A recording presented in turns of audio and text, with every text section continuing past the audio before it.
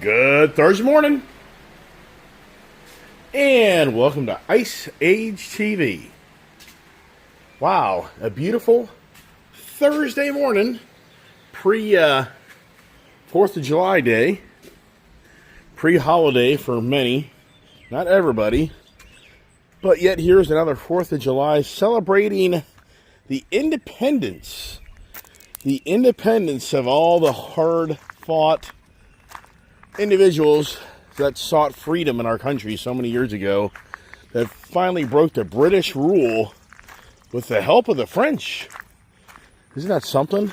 The hate of the French and the British gave us something back for our freedoms, and for all those astute original founding fathers that sacrificed so much and did so much for you and I to be able to get up each day and kind of do what we want to do. We really have the freedoms in so many ways to do what we want to do.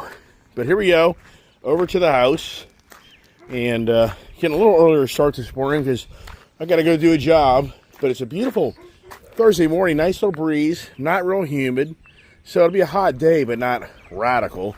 I didn't cut the grass because it's rained so much that the grass is just really heavy and wet.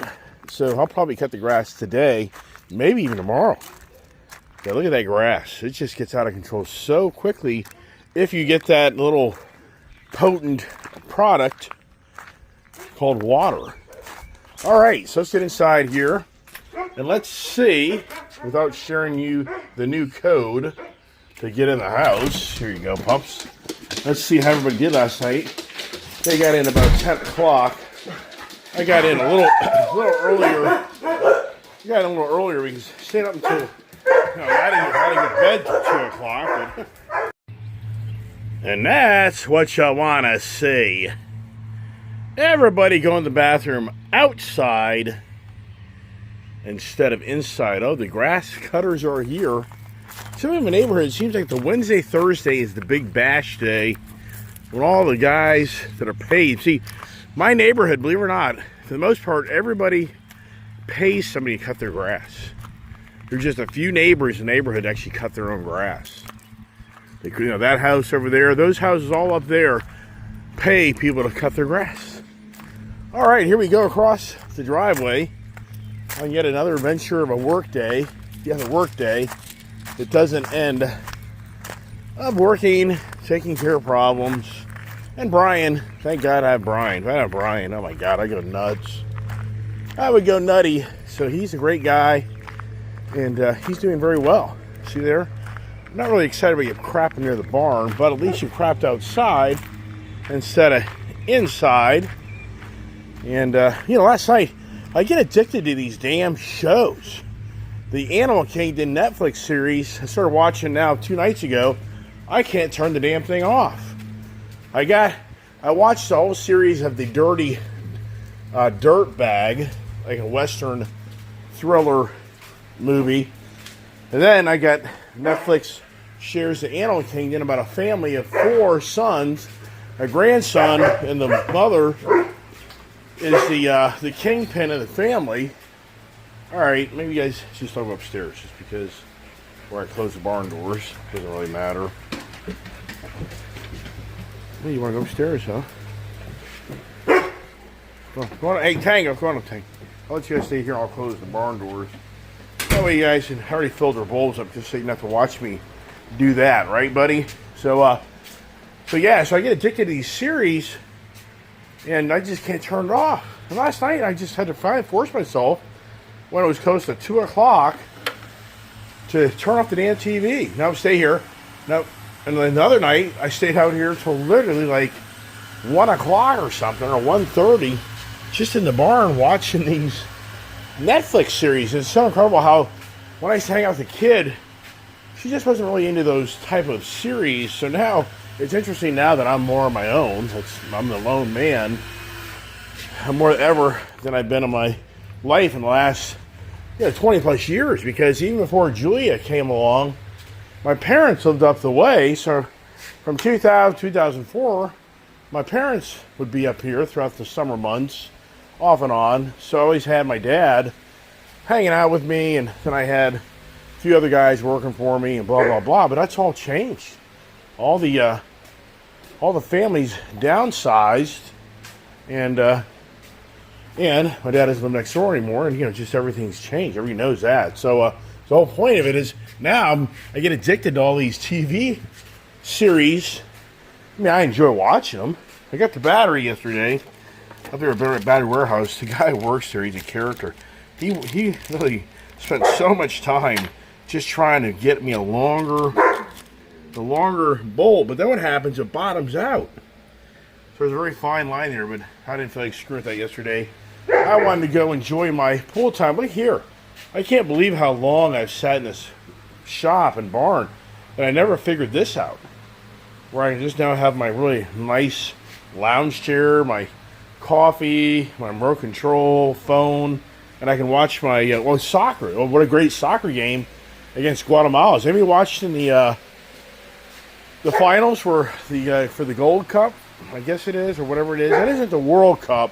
I don't know how you explain this, the soccer, football stuff, but America, the USA is kicking ass. USA has a great team, but the irony is a lot of the players aren't really so-called, if you know what I mean.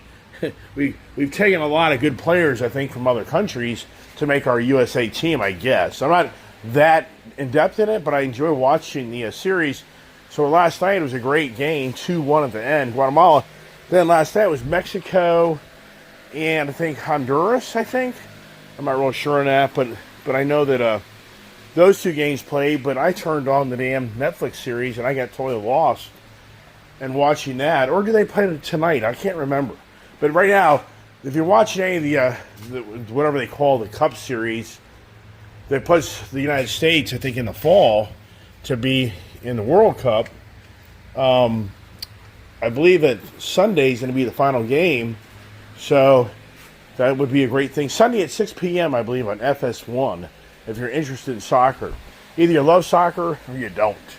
I mean, that's just I grew up playing soccer, so I've enjoyed soccer, but I'm not like a true soccer follower. I just like to watch the big Cup series, whether it's the USA versus other countries. Don't watch the local, more of our own backyard golf per se. So what are you doing now? I mean, I don't know, man. What are we going to talk about? I mean, yesterday I got motivated to kind of give you some conversation riding around the heavy-duty bison. So I did do that just to kind of keep the channel going as much as I can talk and maybe give you something to get a kick out of is the goal. Hey, the Gladiator is such the vehicle I never thought I would be saying. This is the vehicle that I will definitely be the vehicle I keep in the fleet. It's just so versatile. It just gives you so much room, more so than I know. And so Lightning and a race truck, it's just a clock, is ticking to when finally Ford says, well, this guy's giving us back some more. So that's just a clock ticking on yet another adventure of the Iceman's depleting the whole fleet of all the ICE vehicles that a year ago, if you watch my channel, you'd be like, holy crap, how many cars does this guy frickin' have? I mean, what a parking lot.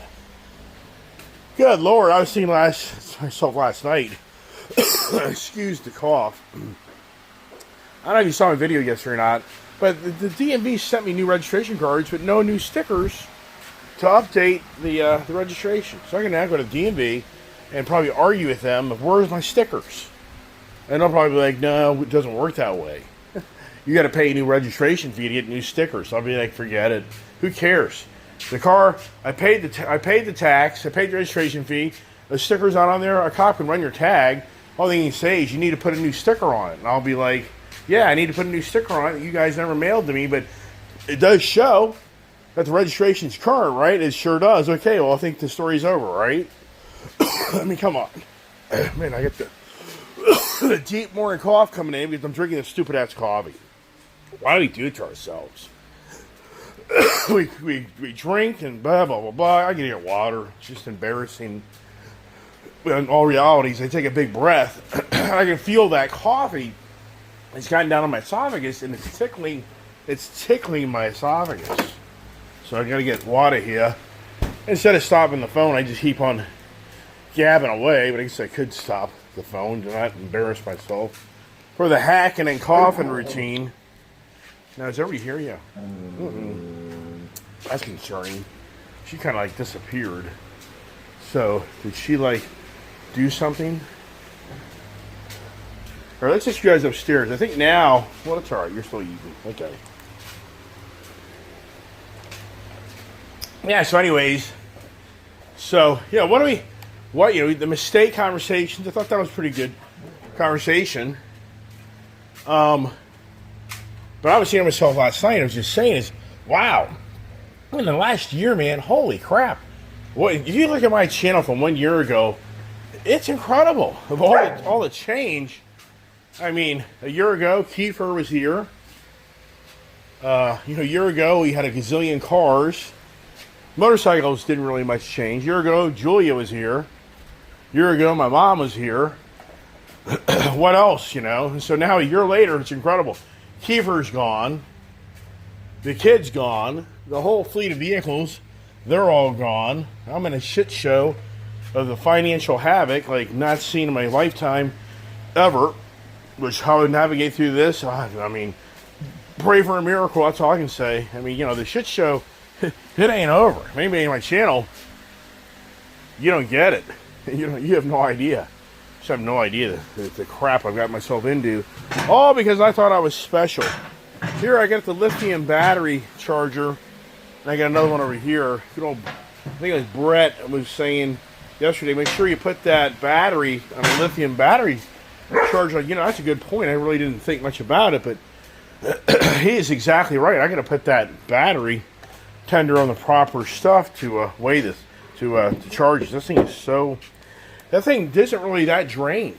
That bike is sitting there for a year. So,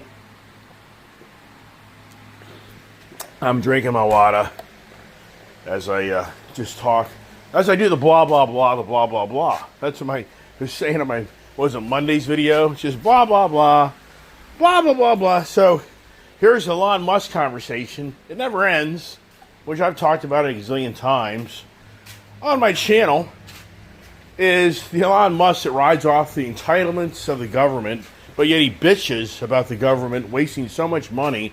The guy is funny, man. I mean, I give Elon Musk credit because he's a funny guy that knows how to persuade people to do things. And it's just incredible. So here's a whole article on the Wall Street Journal. And it talks about how the Elon Musk, this whole article, I don't know where I can put this. I don't know where I can put this thing where I can not have all this glare on it. But anyways, it talks here about how Elon Musk, the sales are down by like 13%. So there's a whole article in the Wall Street Journal that I read last night. And this article talks about how Tesla is in disarray. Musk has already moved beyond caring about cars. So it's talking about how he's shifted his focus more to the robo-taxis and robots, slumping sales, and so investors maintain nearly $1 trillion valuation based on Musk's vision. Even as analysis value the car business at a fraction of that, which it's a cult. There's no doubt in my mind. People buy these stocks. And they get so caught up in these stocks, they won't sell them, and they won't tarnish the name because they know that they're going to get rich off of people that continue to buy into the malarkey.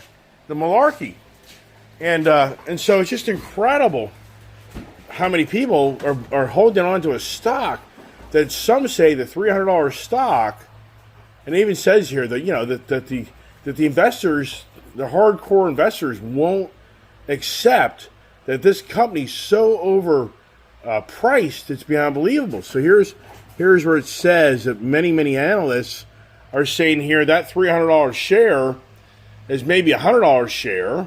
Many thinks it's between $50 and $100 because they're saying that it's a $1 trillion. Elon Musk's car business is worth $1 trillion.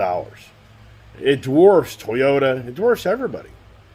So, but this is where I talk about this all the time. Tesla's profit fell 71% in the first quarter. It only managed a $409 million profit because the company sold $595 million in regulatory credits to other car makers. This is just come on, everybody. It's beyond believable. You and I that are buying these ICE cars are paying for Musk's incredible profits. It's beyond believable. It is beyond.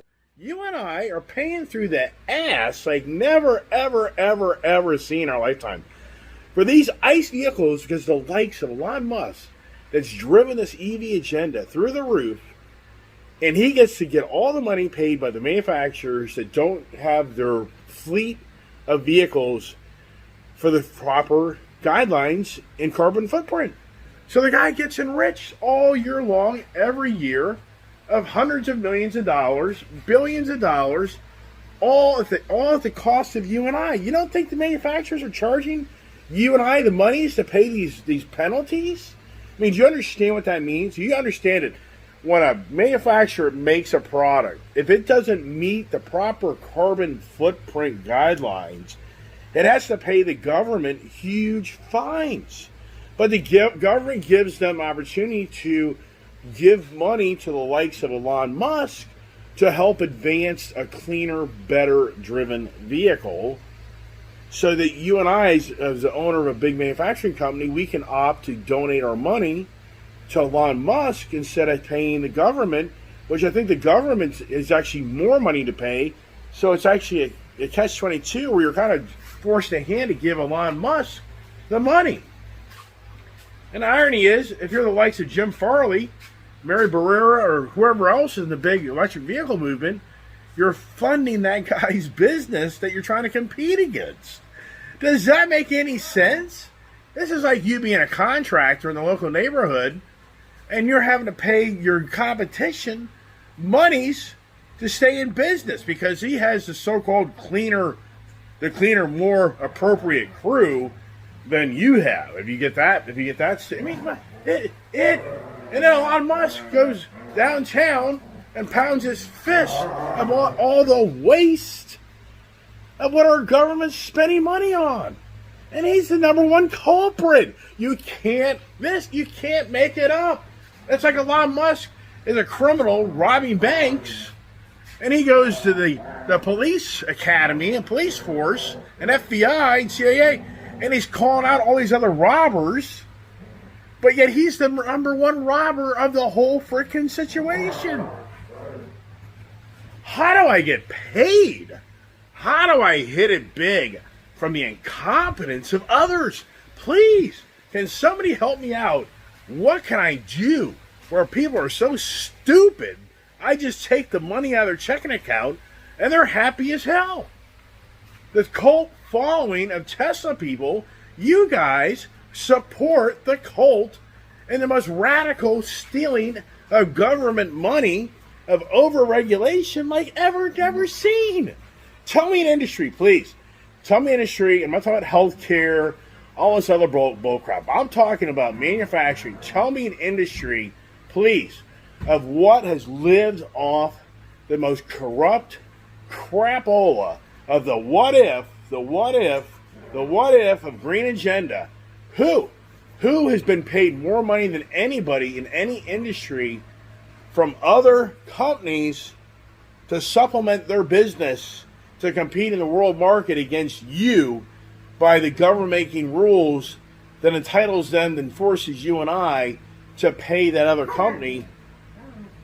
Are you kidding me? Come on, please, somebody on my channel, tell me who else besides Elon Musk has ridden off of 10 plus years of the government entitlement of billions of dollars to enrich himself. He never brought the affordable car, everybody. He never brought it. He never ever brought it. That was the prerequisite in 2010 or 11, 2012 of the Obama administration that asked somebody to show up downtown to get government assistance of $400 to $500 million to start an electric vehicle car company that could build the people's car, affordable car. That was the prerequisite to getting the money to be able to do that. What did Elon Musk do? Did he ever build the cheaper? No, he didn't. He didn't. Yeah. He's pushed the movement that's pushed the ICE vehicles to be the most expensive vehicles at the fastest pace ever in the history of our country. Ever. And this guy walks around like he's Mr. Special. And he's done so good for mankind. Yeah, okay. All right. Yeah, Neuralink. Yeah, I get it. SpaceX. Yeah. Do you know that he bought out the Tesla rights? Do you actually know that? Do you actually understand it? That Elon Musk, everything he's in, for the most part, he just bought somebody else's original beginnings, and then he just took it and he wrote it to a bigger exponential point. That's all he's done his whole life. And he takes credit for everybody else's work to make him look like he's the smartest guy in the world. The guy ain't that smart. He just buddied up with a guy named Donald Trump. And he just ran his mouth for the last year, telling everybody how great Donald Trump's going to be and what he's going to do and everything. Come on, everybody. Come on. And come on. Do you understand that $250 million is chump change to him? It's a tax write-off. I mean, come on, man. Are you kidding me? I mean, so Elon Musk spent $250 million to help fund the GOP party and to help Donald Trump get elected. But at the end of the day, man, the guy is trying to be in bed with the big guy to continue to help him get his entitlements. Don't you know there's a major blowout with him and SpaceX and the NASA? Do you remember that? How Trump wouldn't appoint a key guy that he wanted to be in the NASA side to help favor Elon Musk? Do you know these stories? I mean, there's a lot of stories out there, everybody. You know, he and Bassett, you know that he and Bassett got in a fight. Do you know that? Do you know that Elon Musk has a black eye? Because I believe that Bassett, the Secretary of Treasury, punched him in the frickin' face. Because they got into such a heated debate and argument about the monies and about the bill that Donald Trump wants to make and blah, blah, blah, blah, blah, blah. And Elon Musk was hell-bent that it's his way or the highway. And you know what he did at the end of the day? He hit the highway. All right, what the hell's going on? The next breaking news is the likes of Jim Farley. Man, why in hindsight in life, I only wish I went to college, got my master's, got my degree, and I could just run my mouth and get into these corporations and just ride off the stupidity of the stockholders and those members around me, board members, and just ride the hell out of it, enrich myself like never seen by just running my mouth and making people believe stuff that at the end, it won't mean anything. How do I get these jobs? I didn't know. I had no idea when I was younger. I could have worked for big corporations, gotten stock options, and I could have been richer than hell if I picked the right place and the right time. Yes, I could have done that, but I didn't have the smarts to do that. I didn't understand that. I was too much of a numbskull caught up in wanting to just drive another cool car or truck. But anyways, the whole point is, Jim Farley now is alerting everybody in the world. Remember, Jim Farley was the guy. He was the guy that was telling the Ford dealers they're going to go to a Tesla business model where the only way you can buy a new car from Ford is you have to factory order it. No more product on the lots. Do you know that? Do you know that's a real story? That was Jim Farley's business model during the pandemic, seeing how they could just rape you from buying a car from them and feel good about it, where now you got to go beg to get online to buy a car and wait 6 months for it to be built and be so happy you got a Ford product. That was Jim Farley's presentation. All the Ford dealers were freaking out because they're going to just decimate all of their new inventory, and the only thing they're going to have is used inventory in their lot. I mean, this is a real story, everybody. This really was Jim Farley's plan, whether you realize it or not. Jim Farley forced the hand of all these small Ford dealers to spend $1 million to update the charging stations for electric vehicles. Do you know that? Do you know that just these little mom and pop rural Ford dealerships, do you know that Ford made it where you wouldn't get any electric vehicles, you wouldn't get favoritism to your product lines for Ford if you didn't spend $1 million to put a charging station in? Eventually, a class action lawsuit was filed against Ford, and Ford had to come to the table and reimburse all these dealerships a minuscule, well, it was, I can't remember the exact amount of money, but I think Each dealership got like $400,000. So they didn't get their $1 million back, but they got $400,000. And then they took away the prerequisite to be able to get electric vehicles and a rating product. They just want to kick that to the curb because a bunch of dealers got together and created a class action lawsuit against Ford. Now, but here's the point of Jim Farley. He now is announcing, remember, he was announcing that all the Ford products are going to go electric. Remember now, everybody, back in 2022, 2023, when that Inflation Reduction Act came into play, Jim Farley's running his mouth. Everything's going to be going electric, blah, blah, blah, blah. They're going to ramp up production like never seen. They're going to blah, blah. Do you remember all this stuff, everybody? Do you remember any of this? I hope you do. You remember all this malarkey?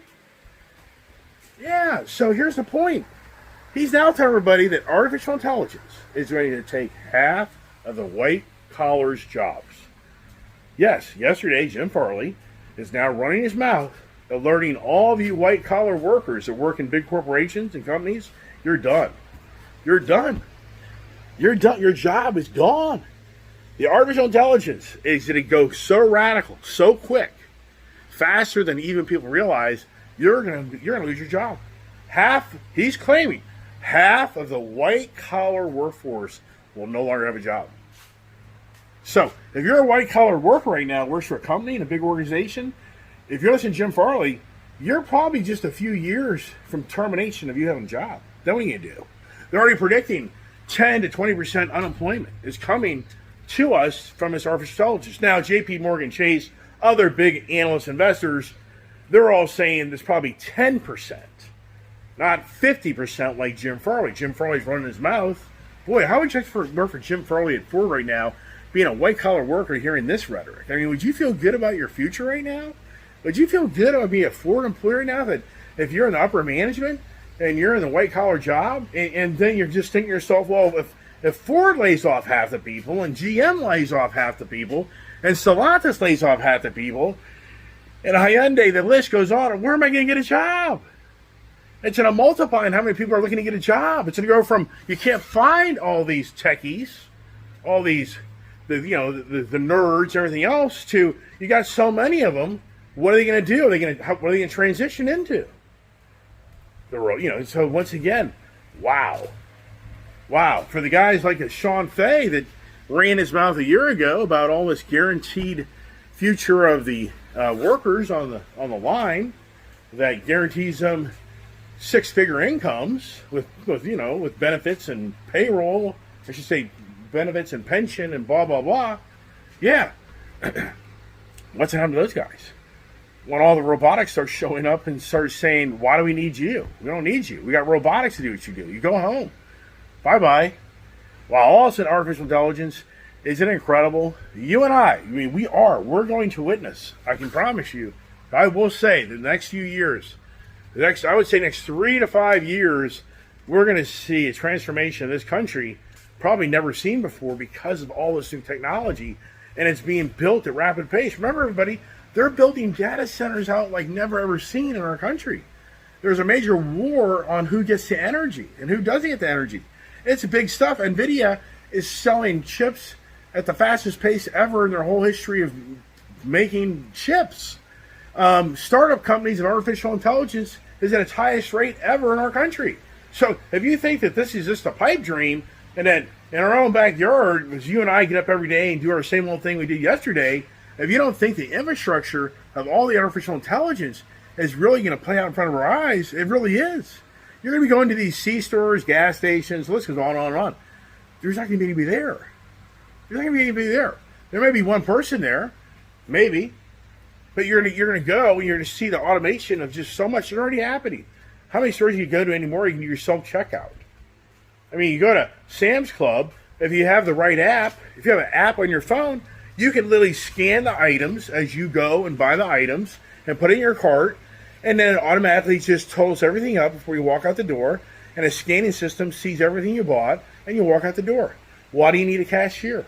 This is where it's all evolving to. It takes time, but it's just one less person that has a job. All right, that's it. I got to go to work. Brian's going to be here shortly. I gotta go crawl around my hands and knees as usual.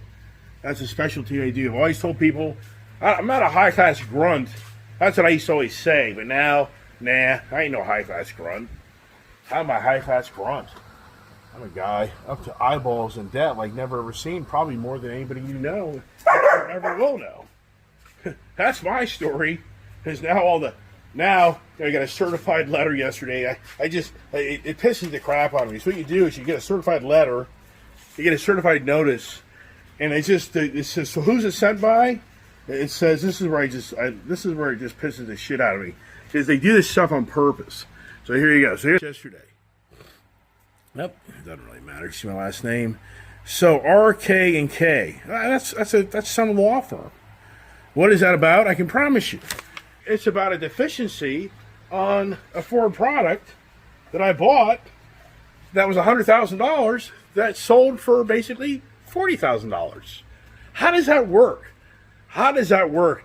When does the country get where do I get round to the people for a class action lawsuit against the companies of the likes of Ford that sell products, and the value of them deteriorates at the fastest pace of anything you've ever bought? I mean, sincerely. And so, well, you took that risk. Well, okay, so you're siding with Ford. You feel good. So here's the thing in life. You feel good about you buying something, and then it's worth half. You feel good about that. In today's world of economics, of how expensive things have gotten. I mean, keep in mind, I get it. You spend $1,000 or something, it's worth $500.